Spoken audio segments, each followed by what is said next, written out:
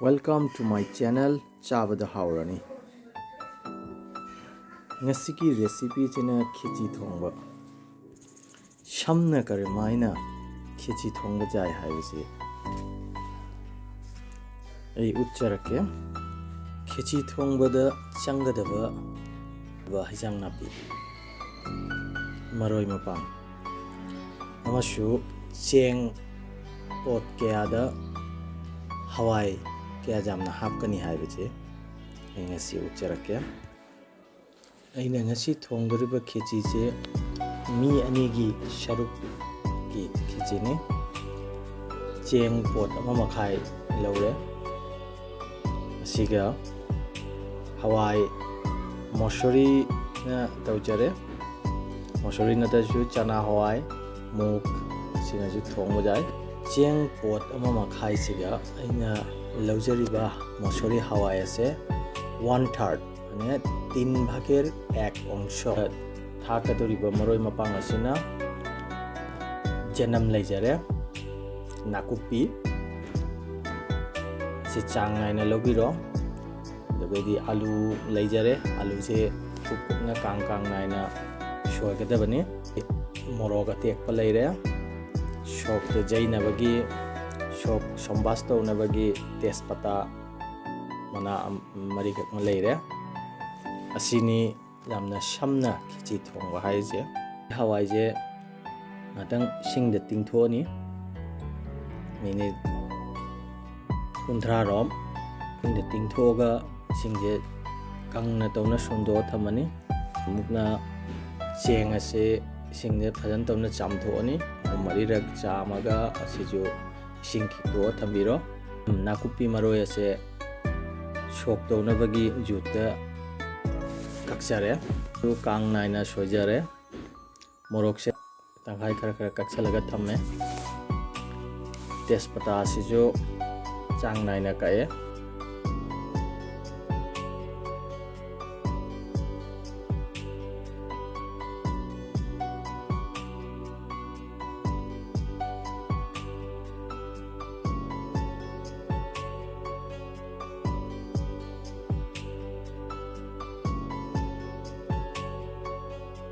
pressure cooker se share je thau chang naina thau je hebiro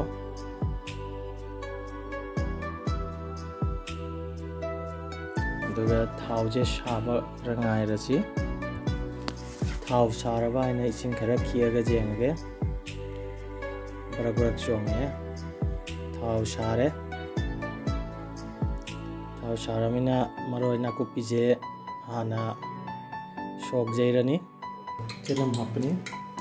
janam na shok to godina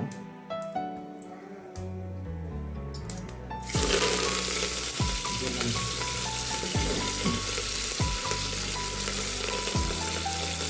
na kupi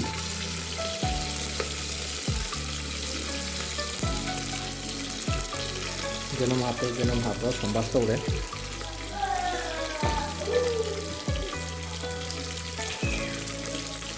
Sabak semua kara otiro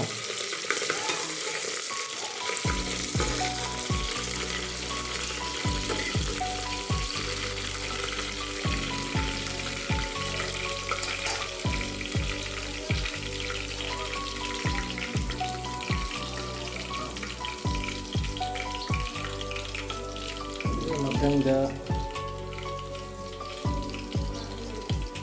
tespata rose isijo ngobiro hapaga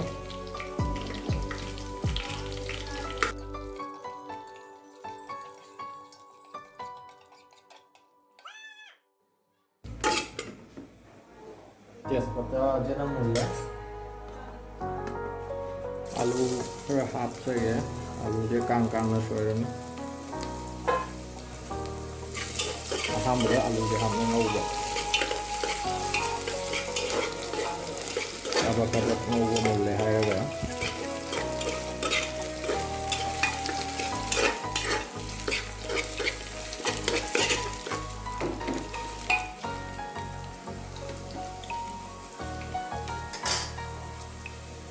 Hawai ting na thamba Hawai do si hapkal lo chalaga ꯈꯔ ꯉꯧꯕꯤꯔꯣ ꯌꯥꯝꯅ ꯁꯝꯅ ꯊꯣꯡꯕ ꯌꯥꯕ ꯈꯦꯆꯤꯅꯤ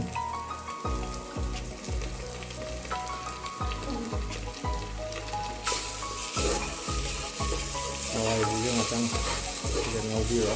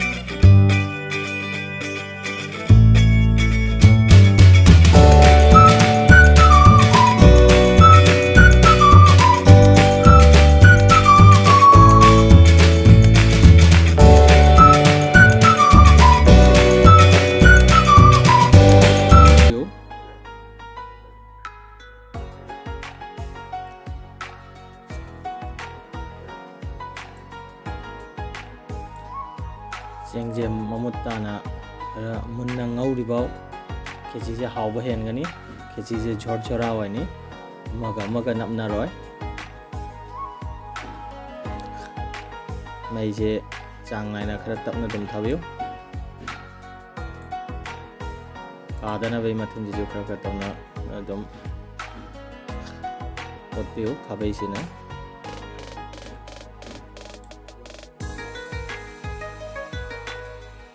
minute 5ꯔꯣꯝ ꯉꯧꯔꯦ ꯃꯇꯨꯡꯗ ꯆꯦꯡꯁꯦ ꯖꯨꯠ ꯈꯔ ꯆꯦꯡꯕꯤꯔꯣ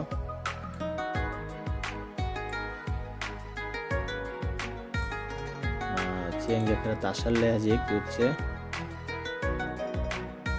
ꯍꯧꯖꯤꯛ ꯃꯊꯪꯗ ꯃꯔꯣꯏ ꯃꯄꯥꯡ ꯍꯥꯞꯀꯗꯕꯅꯤ ꯌꯥꯏꯉꯪ ꯃꯣꯔꯣꯛ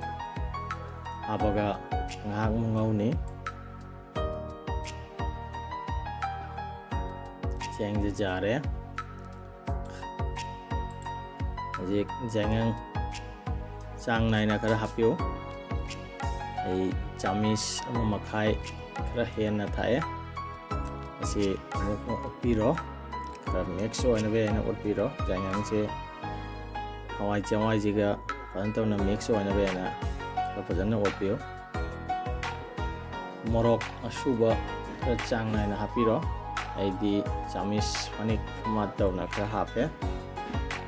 ꯌꯥꯝꯅ ꯁꯥꯅ ꯆꯥꯒꯦ ꯍꯥꯏꯔꯒꯅ ꯈꯔ ꯌꯥꯝ ꯍꯥꯞꯄꯤꯌꯨ ꯂꯤꯛꯅ ꯆꯥꯒꯦ ꯍꯥꯏꯔꯒꯅ ꯈꯔ ꯂꯤꯛꯅ ꯍꯥꯞꯄꯤꯌꯨ ꯃꯥꯏꯒꯤ ꯍꯩꯅꯕꯤꯅꯤ ꯑꯁꯤꯁꯨ ꯍꯥꯞꯄꯒ ꯈꯔ ꯄꯤꯔꯣ ꯆꯥꯡ ꯅꯥꯏꯅ ꯈꯔ ꯉꯥꯛꯇꯪ ꯑꯣꯠꯄꯤꯌꯨ ꯃꯩ ꯌꯥꯝꯅ ꯀꯜꯍꯟꯕꯤꯅꯨ 3 ꯉꯧꯔꯒ ꯍꯧꯖꯤꯛ ꯑꯩꯅ ꯈꯥꯏꯅ ꯊꯝꯕ ꯃꯣꯔꯣꯛ ꯑꯇꯦꯛꯄꯁꯦ ꯍꯥꯞꯄꯤꯔꯣ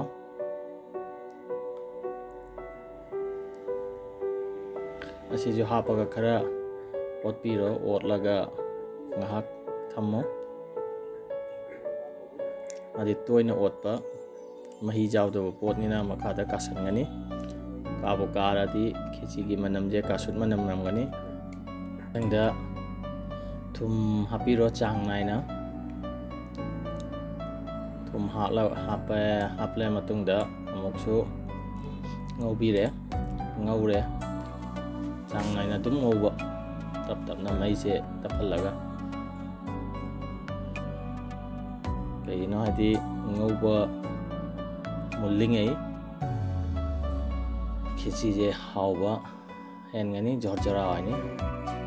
ꯃꯊꯪꯗ ꯏꯁꯤꯡ ꯍꯥꯞꯄ ꯌꯥꯔꯦ ꯏꯁꯤꯡ ꯍꯥꯞꯄꯤ ꯏꯁꯤꯡꯁꯤꯁꯨ ꯖꯨꯠ ꯅꯥꯏꯅ ꯈꯔ ꯍꯥꯞꯄꯤꯌꯨ ꯇꯞ ꯇꯞꯅ ꯍꯩꯕꯤꯌꯨ ꯑꯁꯥꯕꯗ ꯑꯏꯪꯕ ꯍꯩꯕꯅꯤꯅ ꯈꯦꯆꯤꯁꯦ ꯄꯦꯠꯍꯟꯒꯦ ꯍꯥꯏꯔꯒꯅ ꯈꯔ ꯌꯥꯝꯅ ꯏꯁꯤꯡ ꯍꯥꯞꯄꯤꯔꯣ ꯀꯟꯅ ꯎꯏ ꯂꯥꯎꯅ ꯆꯥꯒꯦ ꯍꯥꯏꯔꯒꯅ ꯈꯤꯇꯪ ꯆꯥꯡꯗꯣ ꯂꯤꯛꯍꯜꯂꯨ ꯁꯨꯃꯥꯏꯅ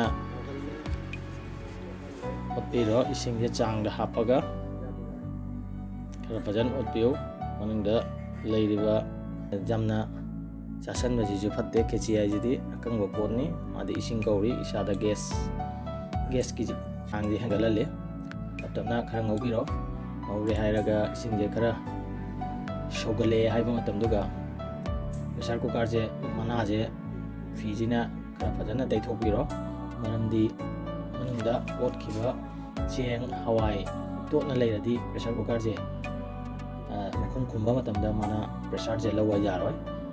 ꯑꯗꯨꯅ ꯈꯔ ꯐꯖꯅ ꯇꯩꯊꯣꯛꯄꯤꯔꯒ ꯁꯤꯅ ꯈꯨꯝꯕꯤꯔꯣ ꯄ꯭ꯔꯦꯁꯔ ꯀꯨꯀꯔ ꯃꯆꯤꯟꯁꯤꯅ ꯍꯧꯖꯤꯛ ꯄ꯭ꯔꯦꯁꯔ ꯀꯨꯀꯔ ꯃꯆꯤꯟꯁꯦ ꯐꯥꯖꯤꯜꯂꯒ ꯃꯤꯅꯤꯠ 10-15ꯔꯣꯝꯗꯤ ꯂꯥꯛꯈꯤꯅꯤ ꯃꯔꯝꯗꯤ ꯄ꯭ꯔꯦꯁꯔ ꯀꯨꯀꯔꯁꯤ 3ꯔꯛ ꯀꯥꯝꯃꯛꯄ ꯉꯥꯏꯕ ꯇꯥꯏ ꯑꯍꯥꯟꯕꯒꯤ ꯀꯥꯝꯕꯁꯦ ꯈꯔ ꯃꯇꯝꯆꯪꯉꯤ ꯑꯗꯨꯅ 2ꯔꯛ 3ꯔꯛ ꯀꯥꯝꯃꯦ ꯍꯥꯏꯔꯒ 4ꯔꯛ ꯀꯥꯝꯕꯒꯤ ꯍꯦꯛ ꯃꯃꯥꯡꯗꯛꯇꯨꯗ ꯊꯥꯡꯗꯕꯤꯌꯨ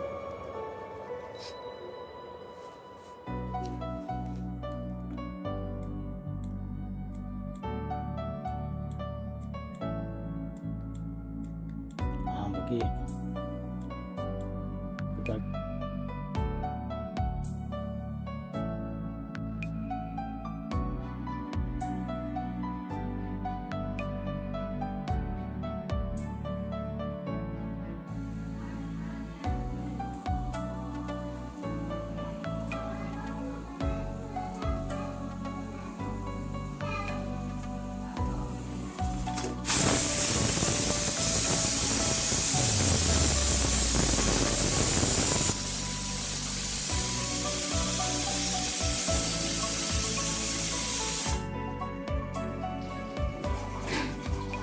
ꯆꯨꯂꯥꯗꯩ ꯊꯥꯡꯊꯔ ꯃꯇꯨꯡꯗ ꯃꯤꯅꯤꯠ 5-10 ꯃꯅꯨꯡꯗ ꯂꯩꯔꯤꯕ ꯒꯦꯁꯁꯦ ꯅꯣꯔꯃꯦꯜ ꯑꯣꯏꯅꯕꯒꯤ ꯃꯤꯅꯤꯠ 5-10 ꯊꯝꯕꯤꯌꯨ ꯍꯥꯡꯗꯣꯛꯇꯅ 10 minutes later. ꯍꯧꯖꯤꯛ ꯍꯥꯡꯕ ꯌꯥꯔꯅꯤ ꯃꯤꯅꯤꯠ 5-10ꯒꯤ ꯃꯇꯨꯡꯗ ꯃꯅꯨꯡꯒꯤ ꯒꯦꯁꯁꯦ ꯆꯠꯂꯝꯃꯦ ꯒꯦꯁ ꯈꯔꯃꯤꯅ ꯍꯥꯡꯕ ꯌꯥꯔꯦ ꯋꯥꯎ ꯃꯅꯝꯁꯤꯗꯤ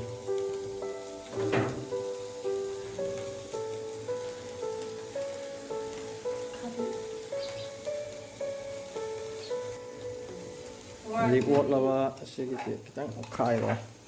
ꯃꯈꯥꯗꯩ ꯃꯊꯛ ꯃꯈꯥꯗꯩ ꯈꯤꯇꯪ ꯑꯣꯠꯈꯥꯏꯕꯤꯔꯣ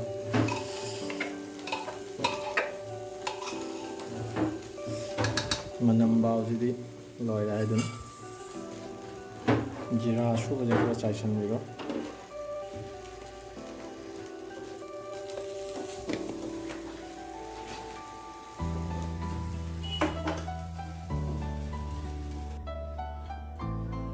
ꯐꯗꯤꯒꯣꯝ ꯑꯀꯛꯄ ꯈꯔ ꯆꯥꯏꯁꯟꯕꯤꯔꯣ ꯃꯅꯝꯁꯦ ꯐꯅꯕ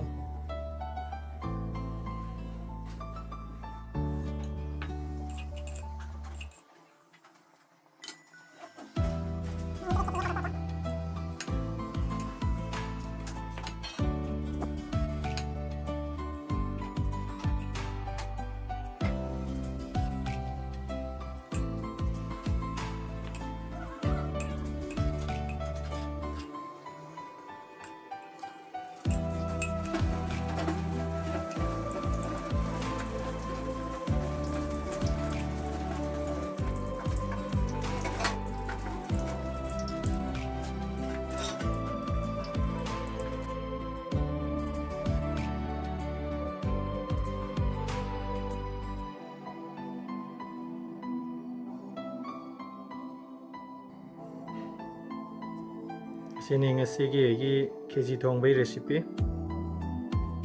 Khichdi thongba loire.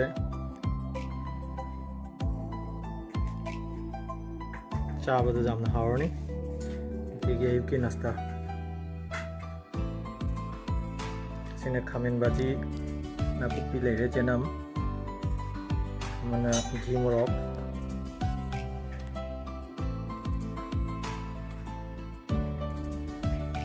Mayam comment to biro chabada hawgadra aina. Subscribe, like, click bell icon. Thanks for watching.